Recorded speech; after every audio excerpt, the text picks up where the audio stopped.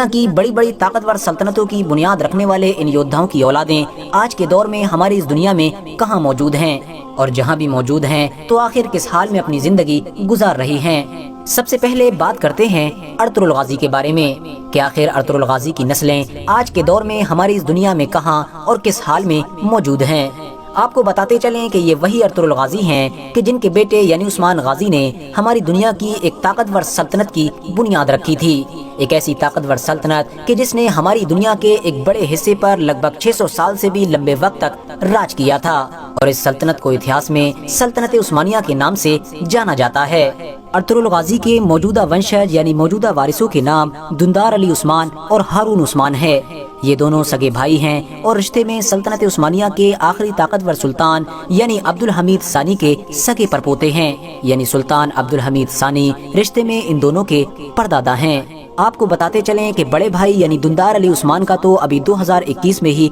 इंतकाल हो गया है, जिसकी वजह से अब उनके छोटे भाई यानी हारून उस्मान को सल्तनत उस्मानिया के खानदान का नया खलीफा बनाया गया है।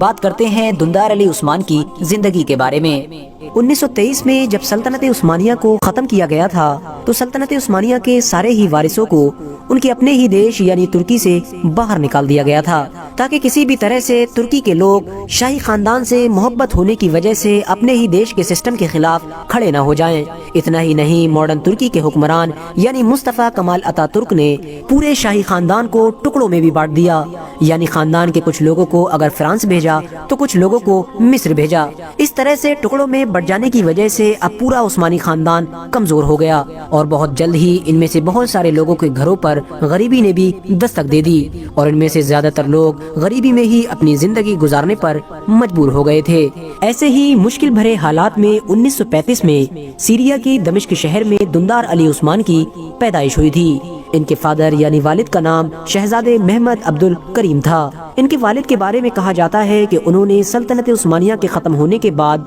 दोबारा उसको कायम करने के लिए बहुत कोशिश की थी, और इन्हीं कोशिशों की वजह से ही सिर्फ और सिर्फ 29 साल की उम्र में 1935 में उन्हें कत्ल कर दिया गया था। जिस वक्त उनकी मौत हुई उस वक्त दुंदार अली उस्मान बहुत छोटे थे, यानी दुंदार अली उस्मान के सर से उनके वालिद का साया बचपन में ही उठ गया था। दुंदार अली उस्मान अपने खानदान के एक बहुत ज्यादा पढ़े लिखे और काबिल इंसान माने जाते थे। 1974 में जब तुर्की गवर्नमेंट की तरफ से सल्तनत उस्मानिया के खानदान के लोगों को दोबारा तुर्की में आने की इजाजत मिली तो दुनिया भर के बहुत सारे मुल्कों में रहने वाले उस्मानी खानदान के बहुत सारे लोग तुर्की देश वापस पहुंच भी गए थे, लेकिन दुंदार अली उस्मान ने तुर्की जाने से मना कर दिया और उन्होंने अपनी बाकी जिंदगी सीरिया के दमिश्क में ही गुजारने का फैसला किया। लेकिन सन 2011 में कि जब सीरिया के अंदर सिविल वॉर अपनी ऊंचाइयों पर था, यानी सीरिया के हालात हद से ज्यादा खराब हो चुके थे, तो अचानक से सारे इंटरनेशनल न्यूज़पेपर्स में ये खबर फैलने लगी कि सल्तनत उस्मानिया के वारिस यानी दुंदार अली उस्मान सीरिया में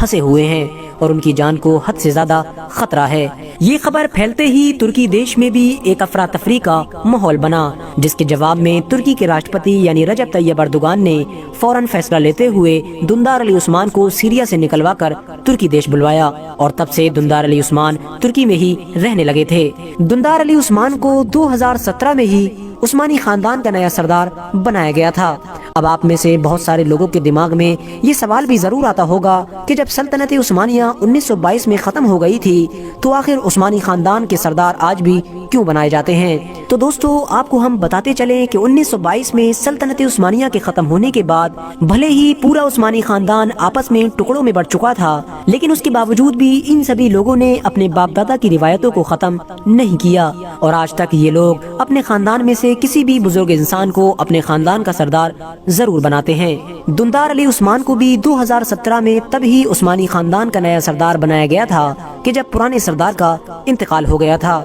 साथ ही साथ आपको ये भी बताते चलें कि दुंदार अली उस्मान रिश्ते में सल्तनत उस्मानिया के मशहूर और ताकतवर सुल्तान यानी सुल्तान अब्दुल हमीद के परपोते हैं, यानी सुल्तान अब्दुल हमीद रिश्ते में इनके परदादा थे। इसके अलावा अगर आपको उस्मान गाजी और अर्तुगरुल गाजी से देखना है तो आपको बताते चलें कि उस्मान गाजी से ये 45वीं नस्ल में हैं और अर्तुगरुल गाजी से 46वीं नस्ल में हैं। दोस्तों, अब बात करते हैं भारत के इतिहास की सबसे ताकतवर सल्तनत यानी मुगल सल्तनत के बारे में। क्या आखिर मुगल सल्तनत के बादशाहों की औलादें आज के दौर में हमारी इस दुनिया में कहां और किस हाल में मौजूद हैं। آپ کو بتاتے چلیں کہ خواجہ حسن نظامی نے اپنی کتاب یعنی بیگمات کے آنسو میں 1857 کی مغلوں کی وہ دردناک کہانی بیان کی ہے کہ جب انگریزوں نے مغل سلطنت کو ختم کیا تھا۔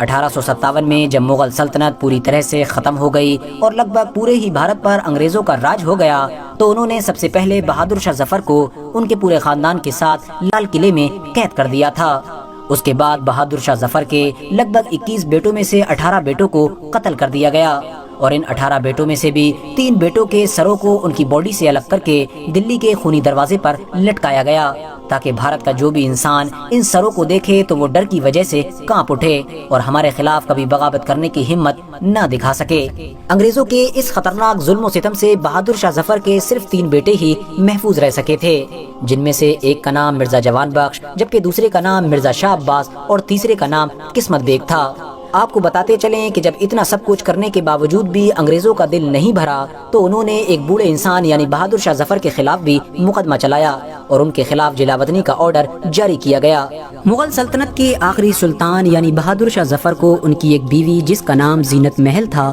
اور ان کے 2 بیٹے جن میں سے ایک کا نام مرزا جوان بخش اور دوسرے کا نام شاہ عباس تھا، ان کے ساتھ ہندوستان سے نکال دیا گیا۔ ہندوستان سے نکالے جانے کے بعد بہادر شاہ ظفر نے اپنی بیوی اور دونوں بیٹوں کے ساتھ باقی بچی ہوئی زندگی برما میں گزاری۔ بہادر شاہ ظفر کی زندگی کے یہ تمام دن بڑے ہی درد بھرے تھے۔ بہادر شاہ ظفر اتنے غریب ہو چکے تھے کہ ان کے پاس کھانے پینے تک کے لیے پیسے نہیں تھے۔ آخر کار 1862 میں جب مغل سلطنت کے آخری سلطان یعنی بہادر شاہ ظفر کا برما کے رنگون میں انتقال ہوا تو انگریزوں نے بہادر شاہ ظفر کے دونوں بیٹے یعنی مرزا جوان بخش اور مرزا شاہ عباس کو صرف اس شرط پر زندہ رکھا کہ وہ کبھی بھی ہندوستان نہیں آئیں گے، لہٰذا بہادر شاہ ظفر کے دونوں بیٹوں نے انگریزوں کی یہ شرط مان لی تھی، کیونکہ دوستو انگریزوں کو یہ ڈر تھا کہ اگر یہ دونوں بیٹے ہندوستان میں آئیں گے تو مغل سلطنت کے آخری سلطان یعنی بہادر شاہ ظفر کی اولاد ہونے کے ناطے یہ ہمارے خلاف بغاوت کر سکتے ہیں۔ دوستو اسی ڈر سے انگریزوں نے کبھی بھی بہادر شاہ ظفر کے ان دونوں بیٹوں کو ہندوستان کی طرف نہیں آنے دیا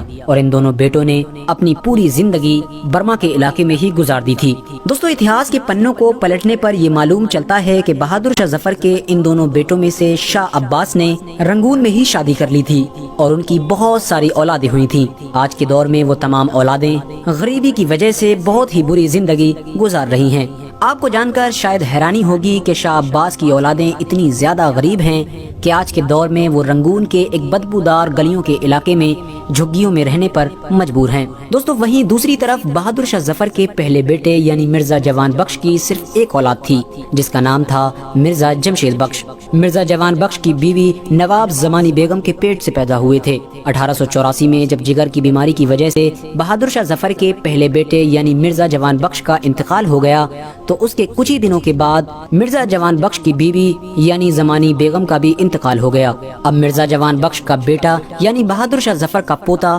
تنہا رہ گیا تھا۔ مرزا جمشید بخش اپنے والد مرزا جوان بخش اور اپنی ماں زمانی بیگم کے انتقال کے بعد انڈیا واپس آ گئے کیونکہ اس وقت تک ہندوستان کے حالات کچھ اچھے ہو چکے تھے۔ مرزا جمشید بخش نے ہندوستان میں آ کر نادرہ بیگم نام کی ایک عورت سے شادی کی جن سے صرف ان کی ایک ہی اولاد پیدا ہوئی جس کا نام تاریخ کے پنوں میں مرزا بیدار بخش بتایا جاتا ہے۔ دوستو ابھی مرزا بیدار بخش بہت ہی کم عمر کے تھے کہ اچانک سے ان کے سر سے ان کے ماں باپ کا سایہ اٹھ گیا تھا، یعنی وہ اناتھ ہو گئے تھے۔ اپنے ماں باپ کے اس دنیا سے چلے جانے کے بعد مرزا بیدار بخش نے چھوٹے موٹے کام کر کے اپنی زندگی گزارنا شروع کر دی تھی، لیکن اس دوران وہ اپنی پہچان چھپائے رہے، یعنی کسی کو بھی نہیں پتا تھا کہ یہ مغل سلطنت کے آخری سلطان بہادر شاہ ظفر کی اولادوں میں سے ہیں۔ لیکن جب ہندوستان کے آزاد ہونے کے بعد دھیرے دھیرے لوگوں کو مرزا بیدار بخش کی پہچان کے بارے میں معلوم چلا اور لوگوں نے یہ جان لیا کہ مرزا بیدار بخش مغل سلطنت کے آخری سلطان یعنی بہادر شاہ ظفر کے پڑپوتے ہیں، تو مرزا بیدار بخش کو بھارت سرکار کی طرف سے بہادر شاہ ظفر کے پڑپوتے کی حیثیت سے مہینے پر پینشن ملنے لگی۔ 1950 میں مرزا بیدار بخش نے سلطانہ بیگم نام شادی کی۔ سلطانہ بیگم سے مرزا بیدار بخش کے 6 بچے پیدا ہوئے جن میں سے 5 بیٹیاں اور 1 بیٹا تھا۔ دوستو مرزا بیدار بخش جب تک اس دنیا میں زندہ رہے تب تک تو بھارت سرکار ہر مہینے ان کو کچھ روپے پینشن دیتی رہی، لیکن جب 1980 میں مرزا بیدار بخش کی وفات ہو گئی تو بھارت سرکار نے ان کی بیوہ یعنی سلطانہ بیگم اور ان کے بچوں کو پینشن دینا بند کر دی۔ پینشن بند ہونے کی وجہ سے مرزا بیدار بخش کی فیملی کی حالت بری ہوتی چلی گئی، دن بدن غریبی بڑھتی چلی چلی گئی۔ جب حالات زیادہ خراب ہو گئے تو مرزا بیدار بخش کی بیوہ بیوی یعنی سلطانہ بیگم نے کولکاتہ کے ڈولی گنج علاقے میں چائے کی ایک چھوٹی سی دکان کھول لی، پیٹ بھر جایا کرتا تھا۔ دوستو سلطانہ بیگم کو بھارت سرکار کی طرف سے مغل سلطنت کا خاندانی ہونے کی حیثیت سے ایک گھر بھی دیا گیا تھا، لیکن بعد میں سلطانہ بیگم نے کئی انٹرویوز میں یہ بتایا تھا کہ وہ گھر ان سے چھین لیا گیا تھا۔ کسی دور میں پورے بھارت پر حکومت کرنے والے مغل خاندان کی یہ چھوٹی سی فیملی کولکاتہ کے ایک چھوٹے سے کچے مکان میں رہنے پر مجبور ہے۔ اب بات کرتے ہیں ٹیپو سلطان کے بارے میں۔ دوستو آج ٹیپو سلطان کو کون نہیں جانتا ہے؟ میسور کے ٹیپو سلطان کی بہادری کے قصے آج پوری دنیا میں مشہور ہیں، لیکن دوستو قسمت کا ستم ٹیپو سلطان جیسے ہوشیار اور بہادر حکمران کی اولادیں بھی دشوار زندگی جینے پر مجبور ہیں۔ دوستو ویسے تو ٹیپو سلطان کے 12 بیٹوں میں سے 7 بیٹے ایسے ہیں کہ جن کا کوئی بھی زندہ وارث آج اس دنیا میں موجود نہیں ہے، اور بچے ہوئے 5 بیٹوں میں سے صرف 2 بیٹے یعنی غلام محمد اور منیر الدین کی اولادوں کے ہی ہسٹوریکل ریکارڈز موجود ہیں، جن سے یہ پتہ چلتا ہے کہ ان دونوں کی اولادیں بھی آج ہمارے دیش انڈیا میں غریبی کی زندگی